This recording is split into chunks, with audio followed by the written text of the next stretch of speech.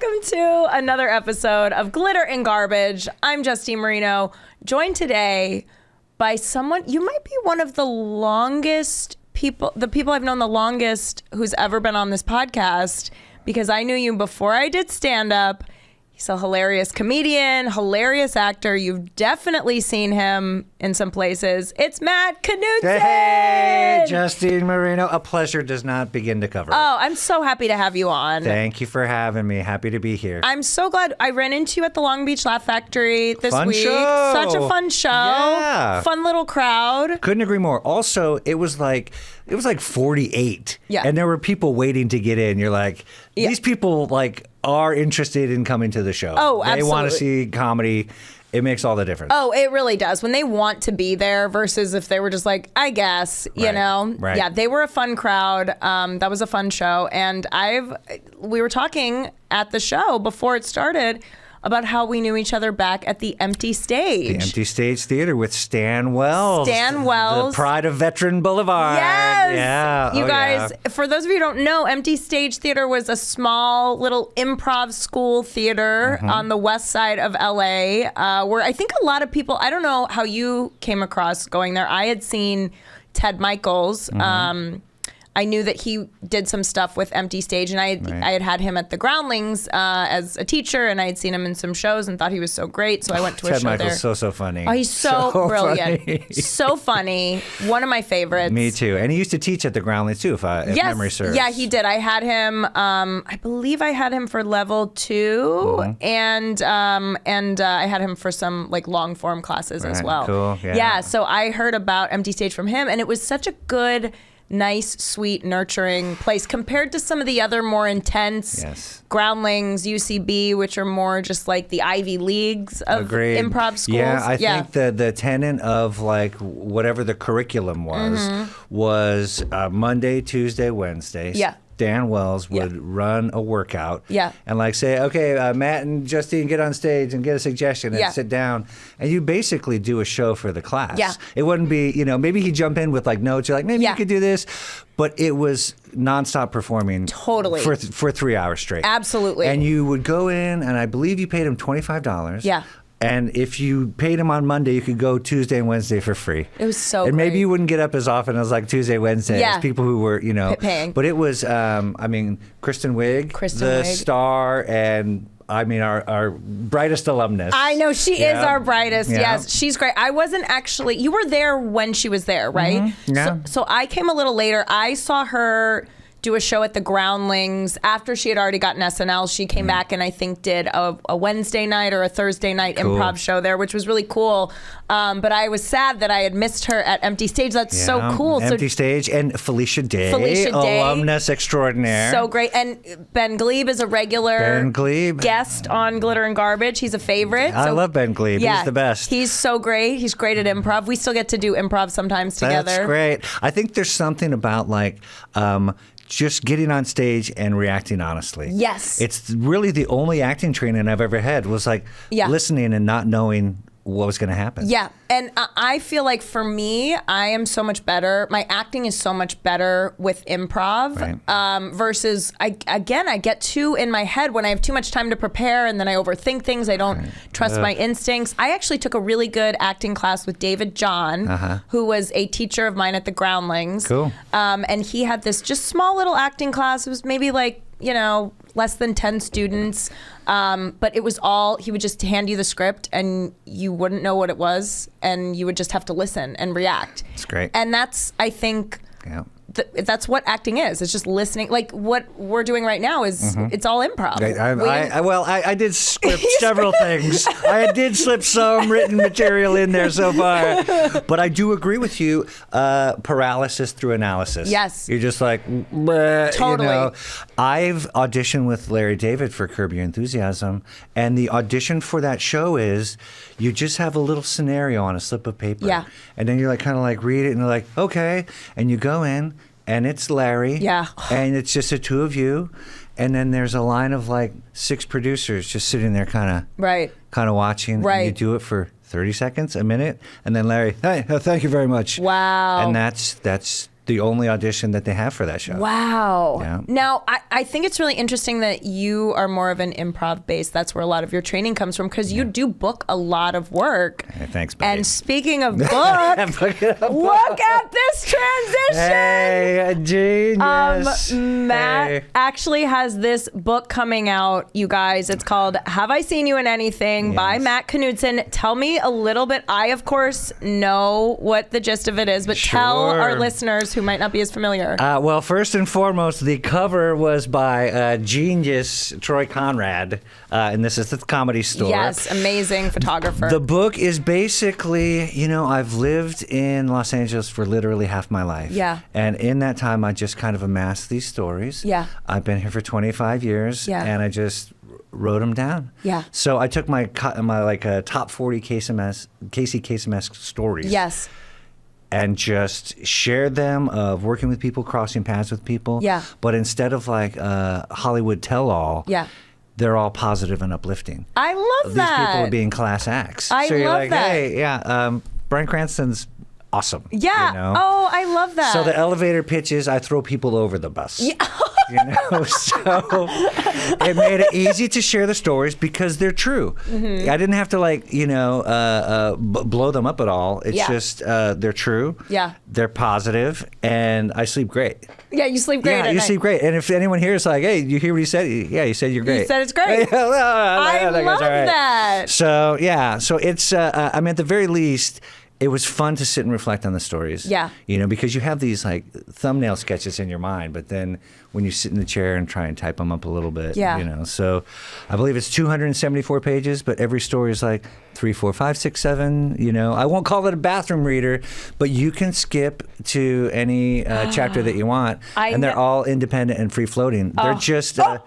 Okay, I just came to one of my favorites. I mean, it just feels so serendipitous. As someone who has an As If from Clueless tattoo, I just flipped and I see this picture of you with Alicia Silverstone. Alicia Silverstone, yeah, that's from what was the show?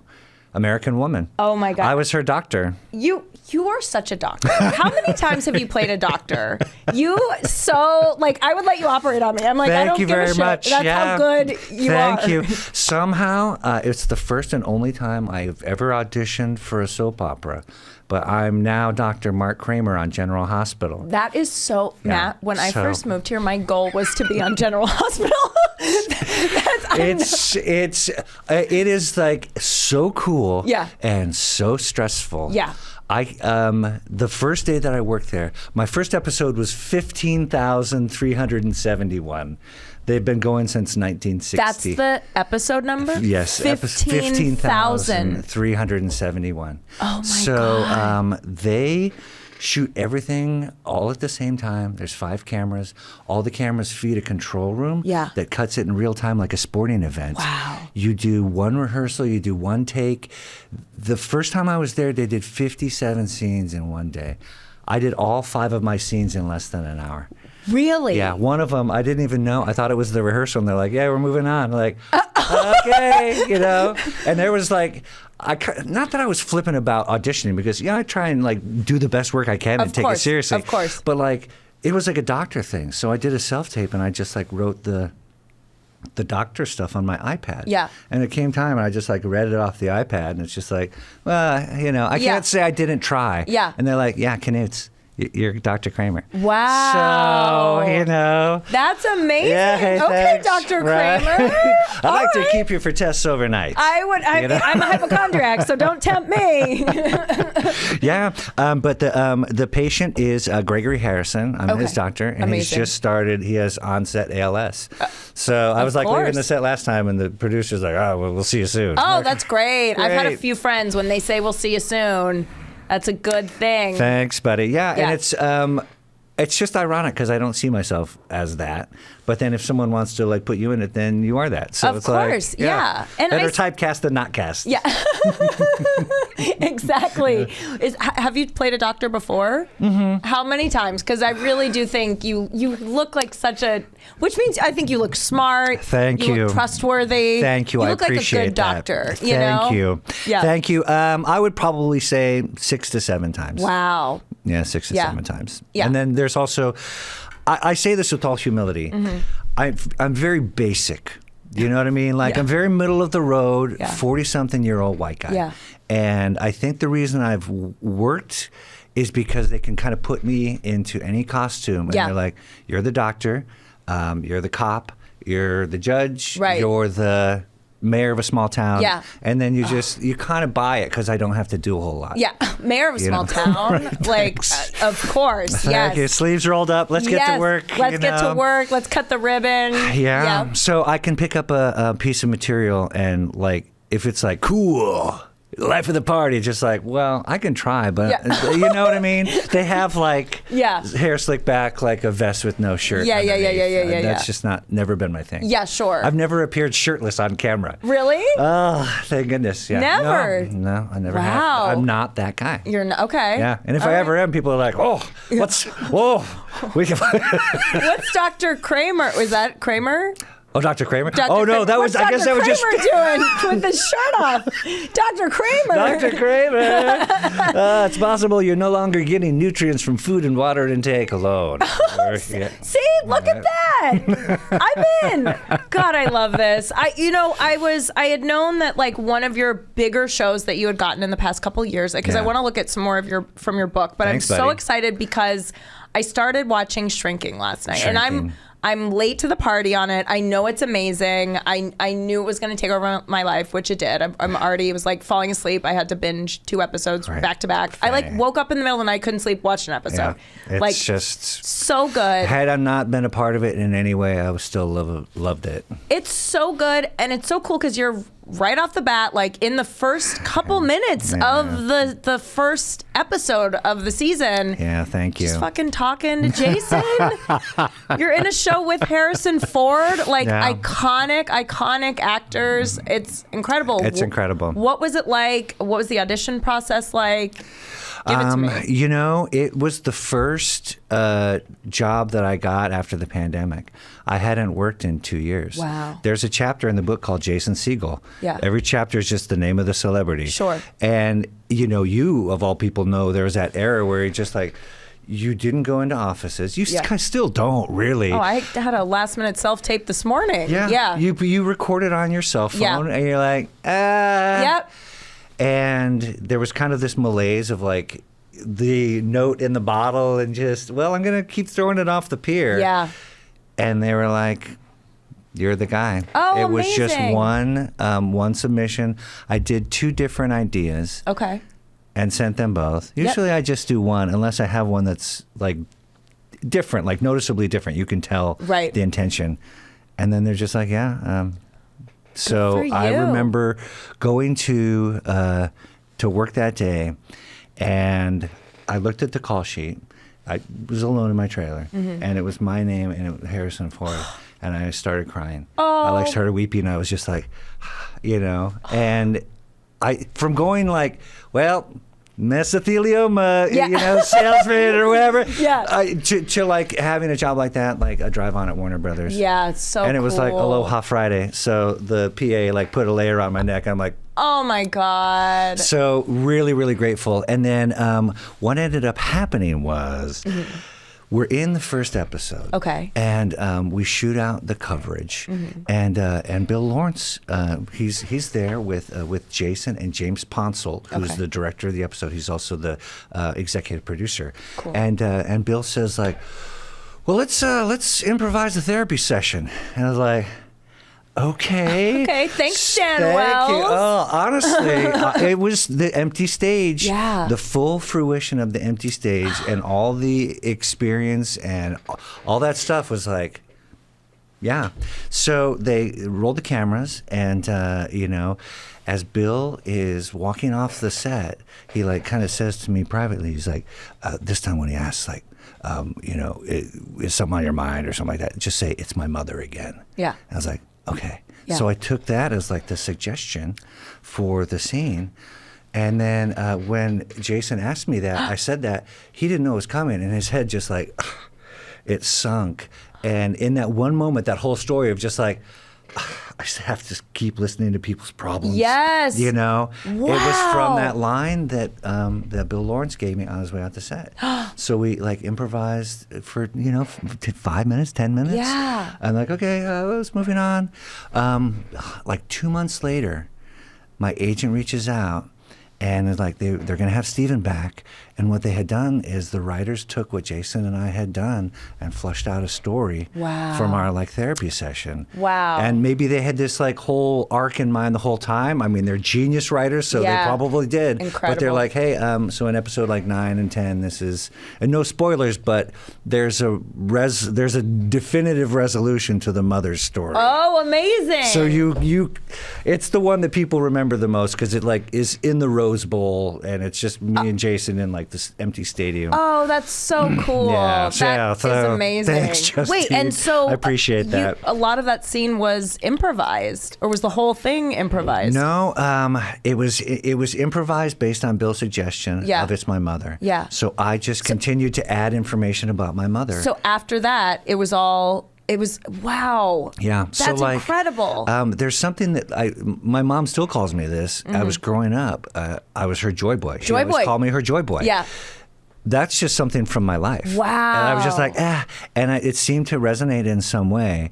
And like, so people who have watched the show, they're like, hey, Joy Boy. And it's just like, that's my mom and dad. Because growing up, I was always I was a good kid. Yeah. If my parents told me to do the thing I wanted to, I was a middle child. Yeah. Pleaser. Pleaser. You want me to sit over here and like, Yeah. want me to clean up? Wow. Because I didn't give them any problems, I was a joy boy, and it kind of came incredible. into my life in this way. Yeah, oh my God. Yeah, Wow. I mean, it's my story, and it almost seems like it's made up, but that's what happened. Honestly, I was like, oh, Joy Boy, that's good. Good writing here. Thank you. Yeah. So that good writing to you. Thank you. That's just Thanks, my Mom. truth. Yeah. But thank you. I mean, I can't take credit for any of the writing that the staff did or anything like that, but that particular moment. That's amazing. And I was watching this interview with Brett Goldstein about how he got Harrison Ford to commit to the show. To say yes. Have you ever seen that one? No. It's so good. Oh. Because he met Harrison and like he had the script and he's just like, that's the best writing I've ever read. Wow. And like Brett was embarrassed and he felt self-conscious because like, oh, he must not have read our script. Oh. Like he had a bunch of piles and a bunch of he thought it was a case of mistaken identity. Yeah. But Harrison's like, no. He's like, shrinking? He's like, yeah, shrinking. He's that's amazing. Like, so you do want to do it? He's like, yeah. Isn't it funny how like even someone like Brett Goldstein is like, he can't be talking about my project, even though he's so talented. He's so funny. Nice too. So cool. I've been on a couple shows. I was on a show with him just to give a little good story about Brett. Of course, I love that stuff. So I was on a show with him in the Belly Room at the Comedy Store, and I believe he was bringing me up or I was bringing him up, but we were going back to back. And I get there, and I watch Ted Lasso and think he's amazing. He's the best. He's so great, and he was so lovely. And right away he goes, "Oh, I watched some of your stand-up online. You're really funny." Like awesome. He took the time to look up some of the people who were on the show's stand-up and was like made it a point to like he didn't come in. He could have come in just like, oh, I'm the celebrity. Yeah. I don't need to. But he really took the time to try and connect with the other comics, which I thought was really cool. Good for him. And that's really cool. And it also it creates community. And when you think when you hear the term comedy community, that's the thing. That's the thing. Having a positive word to say about something that happened to someone, reaching out to someone when they're having trouble or someone they love passed away or something like that. I've been the recipient of a lot of that, and I appreciate it. So I try and be a font of that as well. No, and I can tell. And I feel like Have I Seen You in Anything? This title, such a good title. Thank you. Which I think a lot of us who have been here for a long time and done some stuff, but haven't really. We aren't Harrison Ford yet. Right.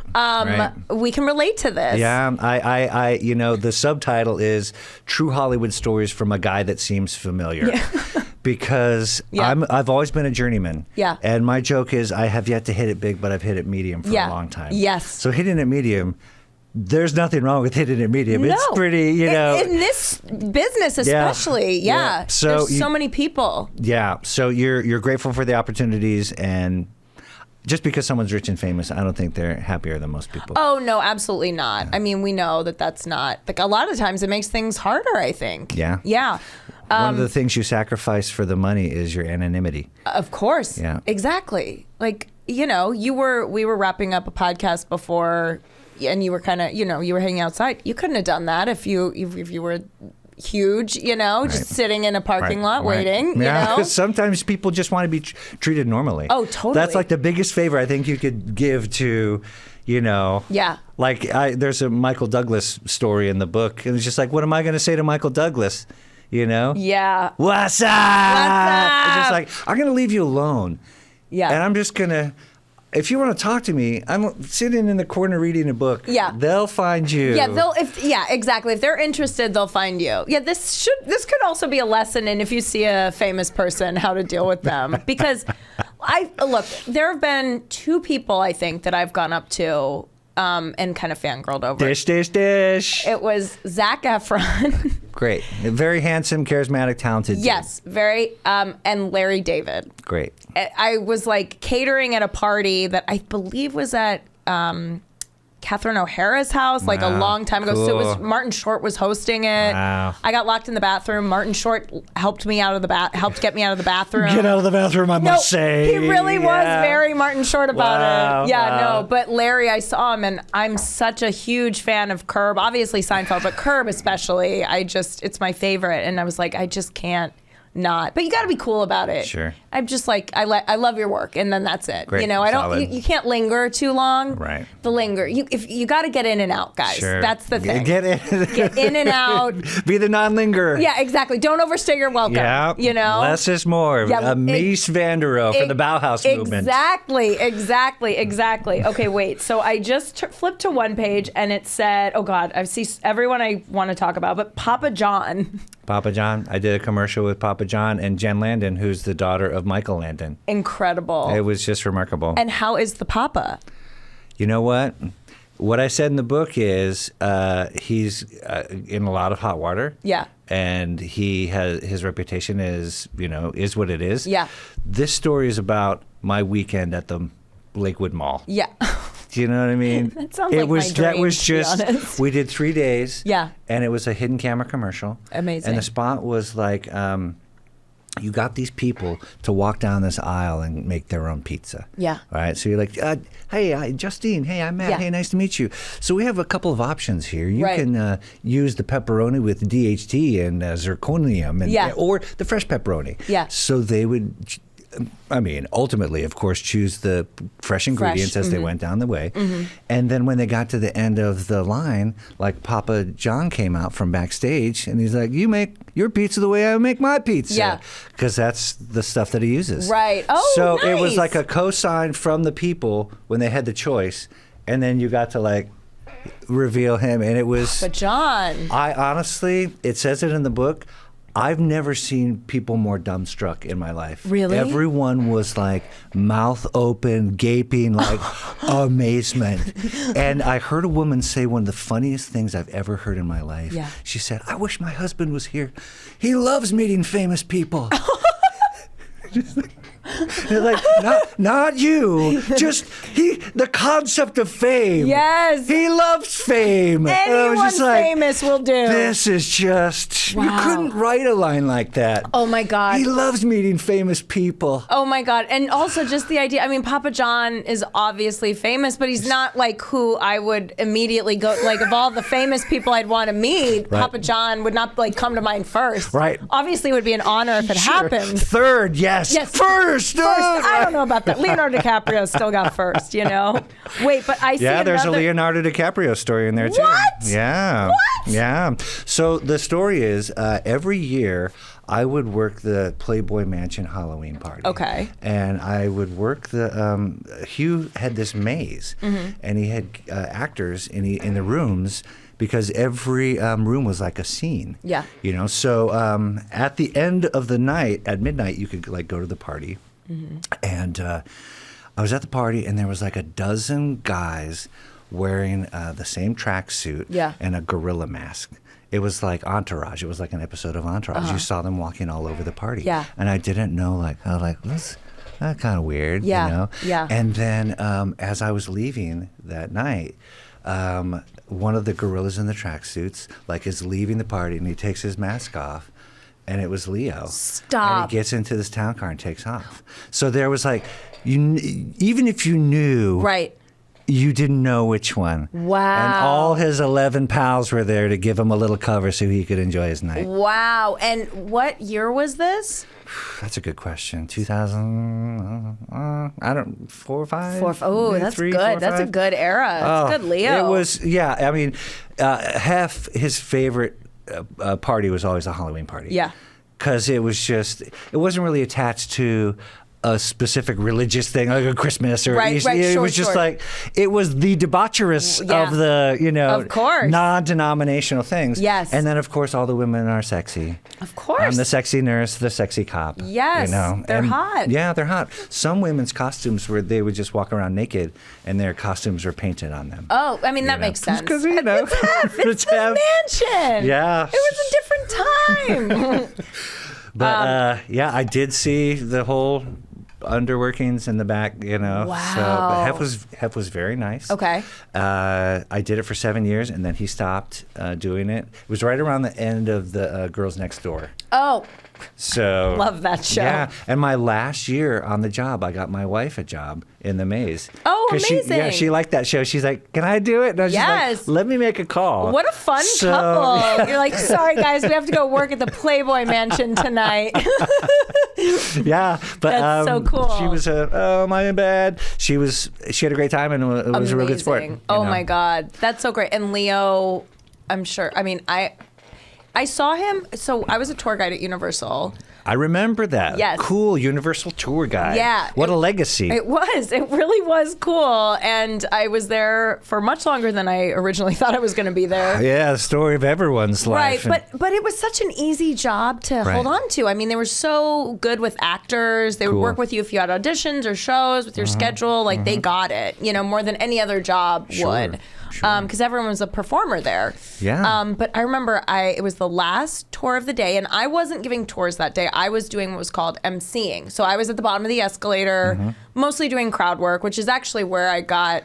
For 8 hours a day, I would just do crowd work, which is so crazy because now it's like crowd work is so huge on social media. Right. Which I'm happy because back then everyone was like, "Oh, crowd work's a waste. You can't really film it. It doesn't translate." And now it's like blown up. Right. But I was just doing that, and I remember they ran out of tour guides, and they were like, "Leonardo is here with Blake Lively." Leo loves the tour, by the way. He goes on the VIP tour a lot. Incredible. But he was like, "It's a great tour. It's a good tour. It's a great tour. It's cool, yeah." But they were like, he wants to go on the tour with Blake. He wants to go on the regular tour, which was like unheard of. But the last tour of the day, there's like stragglers, just a few people. So it's usually pretty empty. So they shut off the whole second car. They close it off, so it's just them, and they load them in early. Cool. And it pulls around, and they're like, "Justine, you might have to do it." And I'm like, "No, I can't meet Leo like this, not in khakis." I was like, "Oh my God, dear God." I was like, "Dear God, please do not let this be the first time I meet Leonardo DiCaprio as a tour guide, pretending to react to a fake shark popping out of the water." I understand. You the fake get it, shark, right? The act. The act. I know. I was like, "Oh no," because obviously I sold it when I was on it, but I was like, I imagined we would be working together, and or some other more glamorous, not wearing a denim shirt. Yes. Luckily, someone came back and was able to give the tour, but I did go out and see. I saw him and Blake just looking out over the little overlook there as they were waiting to go out on their tour. The Murder, She Wrote harbor. Exactly. Yes. A classic. Yes. Classic. Also, you could have provided a valuable experience for Leo and Blake. That's true. So, if you look at the other side of the coin. That is true. I wish you had been there to give me a pep talk, because instead I was like, "No!" Right. We get so nervous and so self-conscious. Yes. And I'm going to meet him on the red carpet. It's just like, well. Yeah. Maybe. I mean, I know. the only time I ever saw Little Richard in my life is when I was in line to do the open mic at the Laugh Factory in Hollywood. Really? I was like, that's when you like got the lawn chair and started at 6 a.m. Yes. And, so I was like third in line or something. It was late in the afternoon and like a limo pulled up and like the Little Richard. Yeah, and the window rolled down and someone was like, "It's Little Richard." Like, what? And he just like parked there for a second and waved and then just drove away. It's like, oh my God. You know? I mean, how iconic. Right. Isn't that crazy? I saw Stevie Wonder at Hugo's one time randomly. Like my friends were in town. It was so great. My friends were in town and they were like, oh, we want to maybe see a celebrity. And I go, Hugo's is, guys, some insider info. Yeah. Hugo's is a little bit, it flies under the radar because it's more of a brunch breakfast spot. Sure. So it's not like the Catch or the, Dantanas. Dantanas, exactly. Right. It's not one of those ones where all the paparazzi is. So you're not going to get papped there, but that's why I think a lot, I've saw Papped. Papped. That's great. Never heard the expression. I'm in. Papped. You're going to be getting papped soon after this book. I know. It's great. your time. I can't wait. I've seen Keanu Reeves there. I've seen Chase Crawford from Gossip Girl there. And so I was like, sometimes there are celebs at Hugo's. Let's go grab brunch there. We sit down, and who walks in? Fucking Stevie Wonder. Wonder. What a good one. One of the most iconic musicians of all time. Iconic. Also, when you think about his body of work, I think he made 9 albums in the 70s. Incredible. And he was like, I saw him at the Staples Center. He does this show every year called House Full of Toys. Amazing. And what you do is you can get a ticket, but then you can also bring a toy for a kid and leave it at the door, and then that gets donated and everything. So since it was in LA, everyone who's in LA would be the guest on his show. Right. And they'd all come out for 2 songs. Yeah. And then they'd move on to 2 more songs. So it was the opening act was Stevie and Tony Bennett. And Tony Bennett's is singing For Once in My Life. Wow. As Stevie's doing the harmonica part. Oh my God. And he's just I love LA.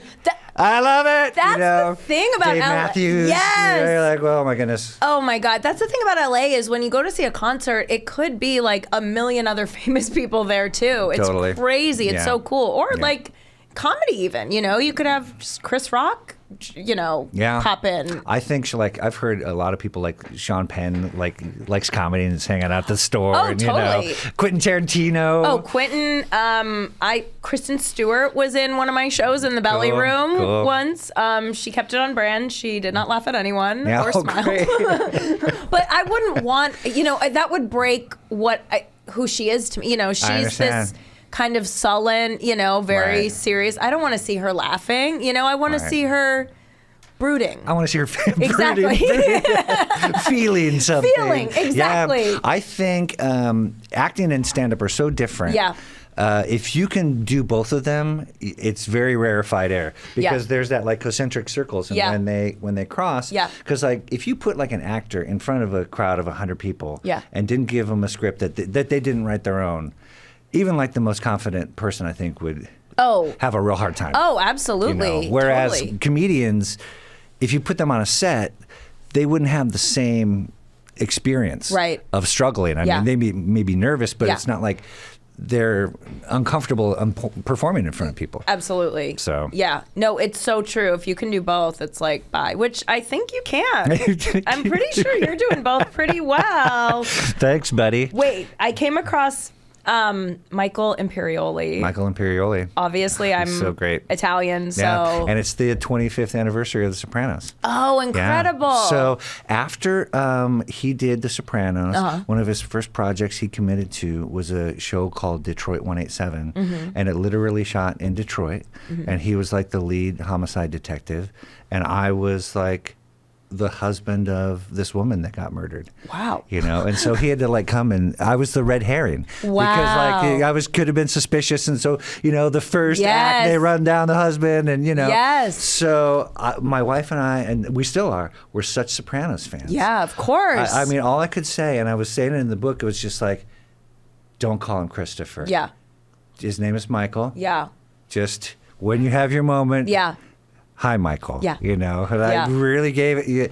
But he like I had to answer the door. There's like a remote in my hand. He thinks it's a gun, so he's got to like knock it out and like throw me against the wall. It's like he threw you against the stunt. wall. It was a whole stunt. Yeah, Stunt with Michael Imperioli. Yeah, that's incredible. Yeah, thanks. Yeah, and thank you. He was killing it this year too in White Lotus. White Lotus and the show on Hulu, This Fool. Or yes. Is it This Fool or That Fool? Or? This Fool, I think. This Fool. Thank you. Thank you. Yeah. With Frankie Quinones, yes. who's the best. Hilarious. So sweet too. Agreed. Such a sweetheart. Yeah. I love when they're good. They're nice and talented. You know. I couldn't agree more. Such a good combo. Yeah. Okay. So I had a couple questions. Sure. Do you sing and dance and all that stuff too? Yeah. Oh my goodness. I play piano. Really? I'm not a good singer. I'm not like out there like I do like kind of a Rex Harrison. Okay. Like the tuck and sing thing, just like this, and then you squeeze more words in here. But I'm a terrible singer, yes. but to me, commitment is everything, as you know. Yeah. So like I have a horrible voice, but I will crush Celine Dion at karaoke because the commitment and performance is there.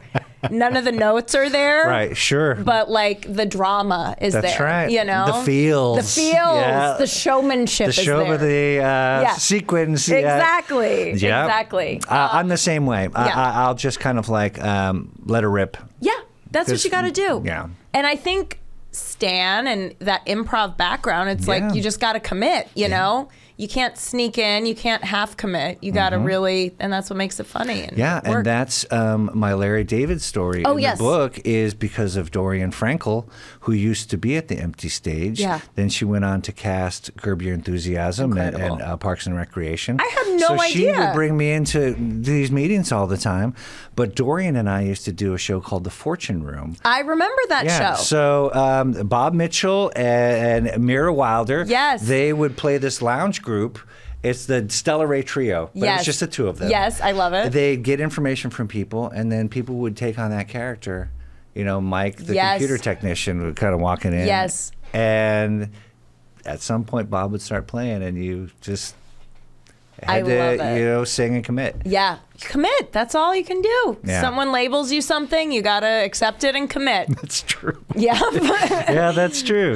Well, I love that. Now, what would you say, who are your top three? I know you've had good experiences with all of them, but were there a top three performers that you've worked with that you were just really, like the Harrison Ford one you mentioned? Yeah. I would have to say my big break was working with Bryan Cranston on Malcolm in the Middle. Yeah. Because I think it might have been the second job that I ever got in my career. Yeah. But it was just like a two-hander scene with just me and him. Yeah. And I played Jesus Christ. I was like his therapist. And Hal was having a dream, and in therapy he was with Jesus.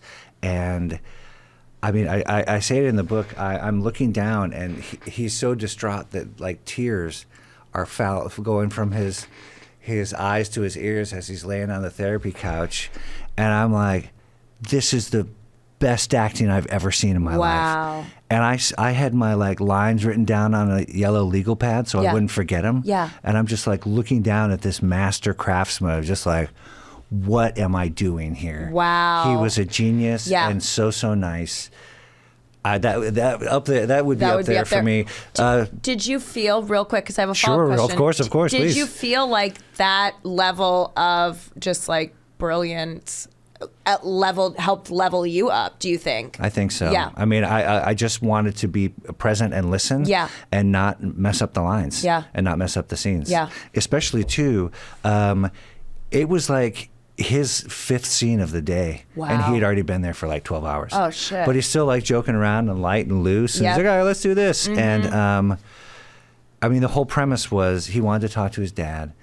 It was Christopher Lloyd was his dad, but every time like he wanted to talk about his feelings, he like would joke around, tickle him or whatever. So he's just like, all I want is 1 minute of honest conversation with my father. Wow. So it was the sheen of comedy was on the top of it, but at the base was such a human desire. Yeah.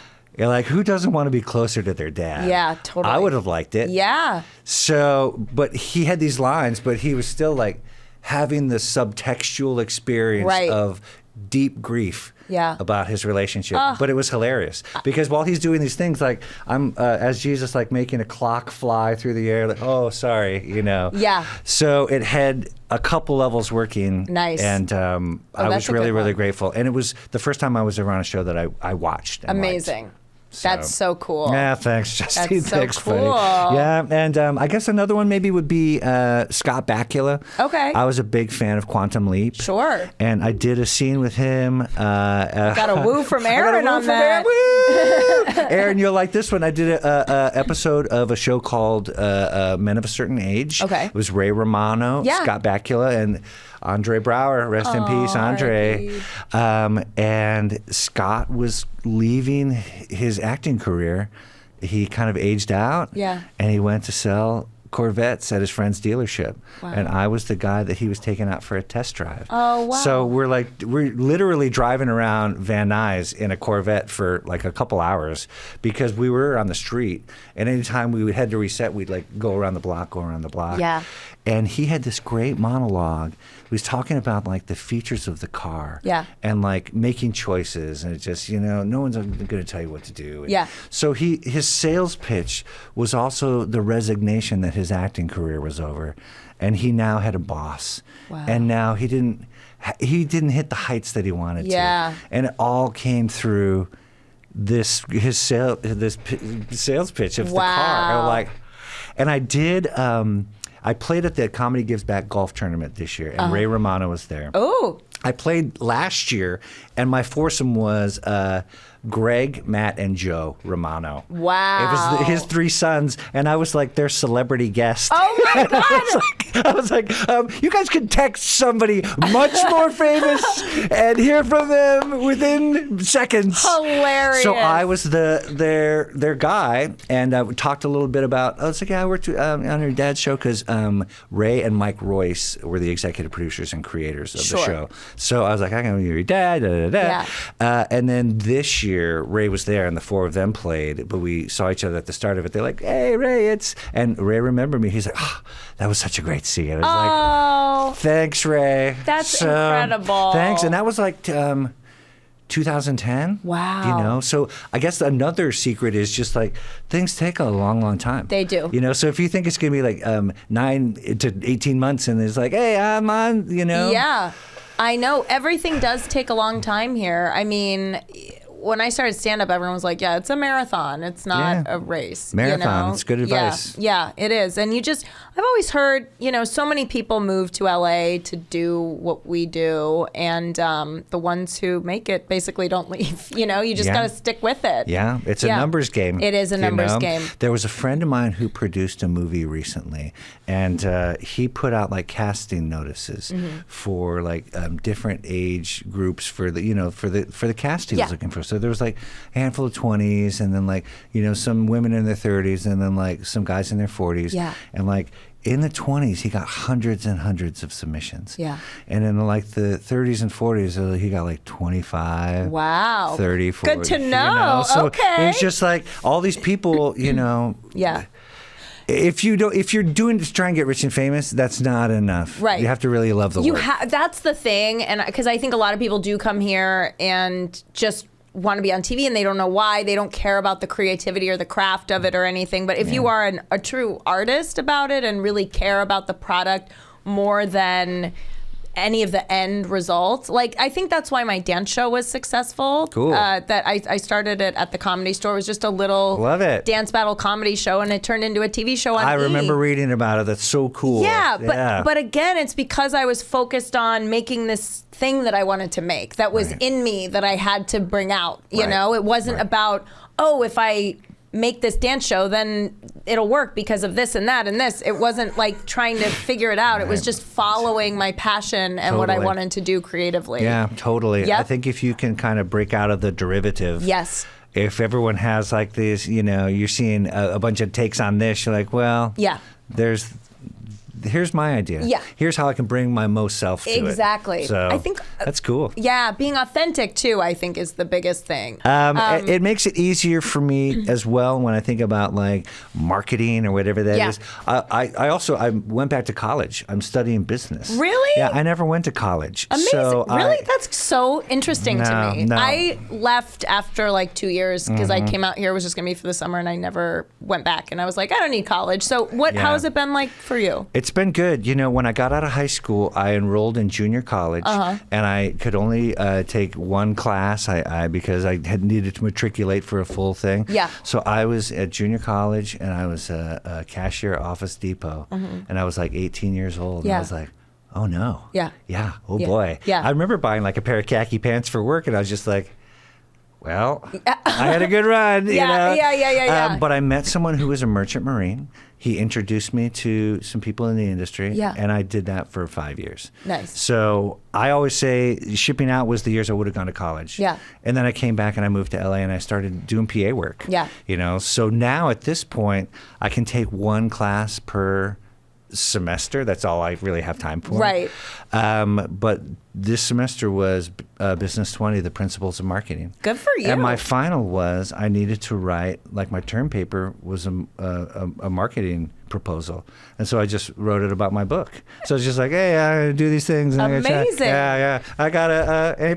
Yeah, you did. I was going to say, you better have gotten an A. I hope you aced it. Yeah, it's been fun. And also this era of education, you can do it anywhere. That's I bring great. my laptop on the road. You know, I have a reading and homework and quizzes, and you know, you have to have group discussions with your fellow students, and you read their things. And good point, Jeremy. Yeah. Of course, yeah. But it's not something that you can do it anywhere. That's great. So good to know. Yeah, thanks. Yeah, that's awesome. Thank you. I know. I think about it sometimes, and then I get distracted and don't. But it's so cool to know that like at any age and from anywhere you can make it work. True. I mean, there was you can go with a path and getting like a degree. Yeah. But the reality is to get like a degree, I'd have to study a lot of things that don't really interest me. Same. Like math and English. You're like, Yeah, no thanks. No thanks. Yeah, I did the UCLA extension, the screenwriting program, which was great. Program. Yeah, what was that like? It was great. And I did a certificate program, so I had to have a certain amount of hours and get certain credits, and I do have a certificate. Hello. From UCLA. Awesome. Yeah. Awesome. I really like the way your shoulders went up. Yeah, too. they did. I got really excited. But yeah, I like. What's funny is I took it so long. I did it in like 2012, and then I forgot about it, and I finally I emailed them. I was like, hey, I think I should have gotten my certificate, and they were like, oh, so sorry. Like I had moved, and they were like, oh yeah, you can get it. We can email it to you. And then they were like, you can walk if you want with the graduates, but then COVID happened, so I was not able to walk. But I was totally about to go walk. Believe me, I'm gonna walk. Yeah. When I get my my credits, the business track is 36 credits. Yep. Which is 9 classes. Nice. So it'll probably take me 5 years. Yeah. But if I can, I will too. Yeah, you've got to. What I'm concerned about is they may have sent your certificate out, and so someone else got it, and they're taking all your perks. So they're like, hey, you're not Justine Maria. Come on. I know. What's funny is it actually did get sent to my old roommate's apartment, so I picked it up from her like a couple years ago. Which was hilarious. She's like, you got something from UC? It looks like a degree or something. I was like, I'll come get that. Thank you. But yeah, I'm glad. It looks like a degree. Yeah. She probably took it out and hung it on the wall. I know. Who's the graduate? This looks good. Yeah, I did it. Yeah, exactly. But no, it was So great. funny. I got a couple scripts out of it. Hell it was yeah. the TV screenwriting program. They have Cool. a TV one and a feature one. But yeah, I highly recommend that if anyone's interested. They have great teachers. All working, industry professionals, showrunners, long-term, screenwriters who have been in the industry forever. It's really good. Killer. Yeah, I think one thing that is like the common denominator for comedians and everybody is time. Yeah. You only have we all have the same amount of time, but if you use that time where you're like, I don't know what I want to do, and then you write a script. Yeah. Maybe someone's not going to buy it right away, but then you have it on your hard drive, and they're like, Justine, what do you got? And you're like, Yep. It was 2-3 years later, you're like, I'm glad you asked. Oh, I have yeah. this funny dance show. I have a funny dance show. Yeah. You sold a show and produced it. Yeah. because it existed. It's crazy. Yeah. People don't like elevator pitches as much as, they want to send me a link. That's the thing. And that's what I tell all my friends who, because, sometimes I have younger comics who will come and ask me for advice, which is very flattering. And I'm like, what? I don't feel... You have a lot of advice to share. It's true. Don't you think so? I guess I do. When it first started happening, I was like, what? I feel like I still need so much advice, I think that about you. Oh, well, thank you. I had that same experience with Maz Jobrani. Oh, really? Yeah, Maz and I were at Acme together. Oh, he was really? in like the... I love Maz. He's just the best. So he was in the classes above mine and started to perform. And I also knew he did stand-up. So I did like, can I take you out to coffee? Yeah. And he was so... cool and so frank and so helpful. I do that for everyone. Yeah. And I always invoke his name when I do it. It's like, this is because so when... That's, for me, it was Whitney Cummings, who was really cool. And she watched a bunch of my sets when I started and was really nice and helpful and gave really good notes and was very encouraging and gave a lot of great advice. So I'm always happy to help whoever I can. Yeah. But I have told a lot of people lately, I have this idea, I have that. And I'm like, just make it. Make it if you can, because people, they want to see that it already works. Like the thing about the dance show was we already had a built-in audience, people could come, you could feel it was a hot show that people liked, So it's like, the elevator pitch, the treatment, whatever, that's great. But if you can show them this is what it is. Yeah, also, proof. Have you met Pudding? Yeah, exactly. It's right over here with a sold out crowd. Exactly, exactly. And also, but plus then you're not waiting. You know what I mean? And that's the thing. Is now we're in this era where we can make all this stuff and just put it up. Yep. If you have an idea for something, you can film it with your friends and put it up, and it doesn't even have to obviously make it look as good as it can, but it doesn't have to look perfect for it. I mean, look at half the stuff that goes viral is just like half the a stuff. Cat, you know? You're right. You're right. Also, I do think there's something to be said about leaning in and helping people when you can. Yeah. Because not that you are like this altruistic angel and I'm going to do everything for everybody, just but when we were coming out of COVID, and we're auditioning again, I put out on social media, I was just like, yes, how can I help you? Yes. No, don't pay. I don't need any money. Don't pay me. Yeah. I don't have an agenda where I'm trying to here's how you should do it. It's just I will help you with your self-tapes. Yeah. I will be the voice off camera that acts with you. Yeah. Because I have the time and the availability. Yeah. So I helped someone with a self-tape. Yeah. And we were reading halfway through it. He's just like, this isn't for me. I'm not going to, He's like, but you should submit for it. And it was for a pilot called Rust Belt News. Okay. And it was about this high school principal who was the principal of the high school that he was the star quarterback at. Okay. So his life, it was a failure to launch thing. Yeah. In this small Rust Belt, Ohio town. Sure. So he's like, So I was like, okay, well, let's put it on tape. Yeah. And I'll send it in, whatever. I'll see if I can get my agent to reach out. Yeah.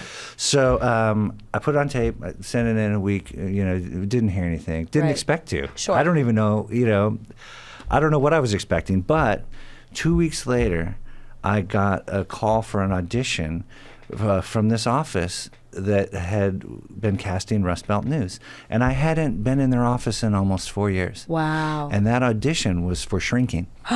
Wow. So if I hadn't helped out this person, maybe I wouldn't have ended up on their radar. Wow. And maybe I wouldn't have got this job. Wow. But if I had tried to maybe I'm going to get on this Apple TV show because it's just no, how can I be of service? How can I be of service? How can we all raise each other up? Yes. Also, you and I know a lot of tremendously successful people. Yes. And it's not like we try and hey, get me a thing. Yeah. It's just you just have famous friends. Yeah. And it's cool. It is cool. And most of them are super great. Yeah. And they haven't changed that much. Absolutely. So, Yeah, most of them have not changed at all. And I love that. And it's I can think of a bunch that I, was did the CBS Diversity Showcase with and Empty Stage, Groundlings with all that stuff. And they're all so great. But I'm glad you brought that up because I was going to bring up the fact that I was so touched and truly blown away when I saw, I was like, I wish I had a self-tape so I could work with him. Anyone who's watching this, you don't even have to be in the Los Angeles area. Yeah. Hit me up on Twitter. Yeah. If I can do it, I will. Yeah. And if I can't, I'll let you know right away. Because that's half the problem is, now you guys, since the pandemic, we're doing all these self-tapes where you have to film it, you have to light it, but the biggest thing is you have to find someone to read with you, which luckily, I have a boyfriend I live with, so he is, unfortunately for him, available, I get it. Yeah. We got the built-in readers, yeah. But also I think, I don't know, is your wife an actor? No. Okay. That's the thing too. But she has impeccable timing. That's great. She's very, very funny. That's great. She gets why things are, but she doesn't have the look at me thing. Yes. She has whatever the reverse look at me thing, that's her thing. Exactly what my boyfriend, he's not a look at me guy, and he's funny and gets it and everything, but I thought that was so cool of you, just hey, I don't need anything in return. I'd love to help you with your self-tapes. And like we were talking about on Sunday, it's helpful to just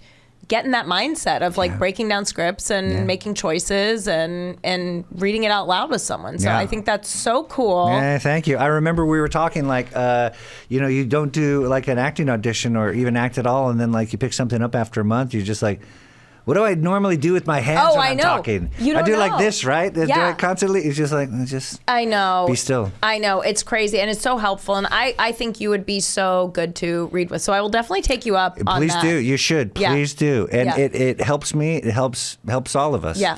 Also, I think about casting's position on this. Yeah. Because they're the ones that are in a tight spot.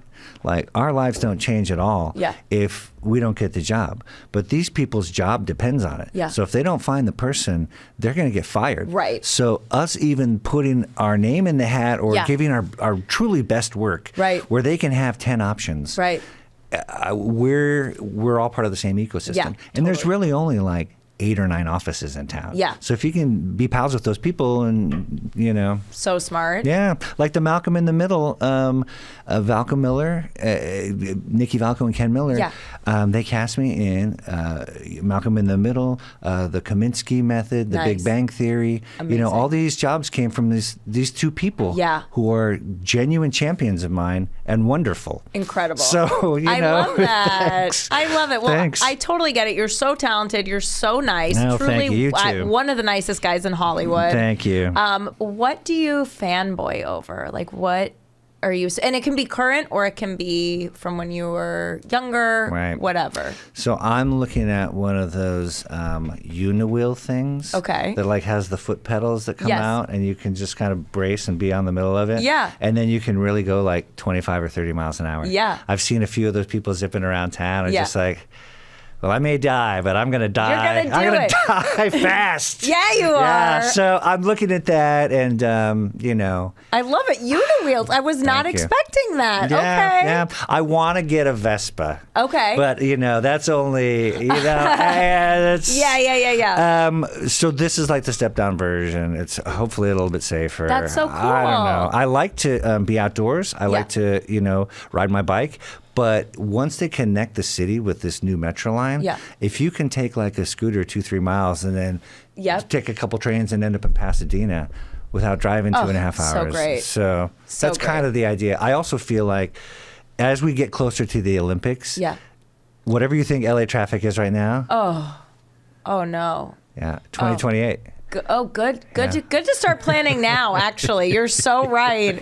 I'm gonna get on the Uniwheel. It's I think they have a few different manufacturers. I gotta look into that too. All right, you guys. Well, Matt, this has been so fun. Thank you so much. Would love to have you back anytime. Thanks, I cannot Justine. wait. Thank you for bringing me your book. You guys definitely get this. Can people get it on your website? It's on Amazon. On Amazon. Yes. Okay, great. So if you go on Amazon, just type in "Have I seen you in anything" in the box, and I have 2 different versions available. There's a color photo one, and if you want to save a couple bucks, I have a black and white one too. Amazing. So, trying to provide value to my customers. I love it. Marketing. Okay.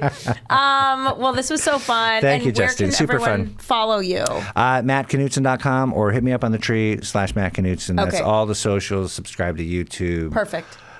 LinkedIn. All of the all that stuff. All of it. And that's Knudsen, Knudsen. S-E-N, nailed it. It's like the dairy, so that you can go into the supermarket and it says Knudsen, the very best. You're like, okay. There you go. There we go. No wonder you're such a nice guy. You're the very best. All right, you guys. We'll see you next time on Glitter and Garbage. Bye. Glitter and Garbage.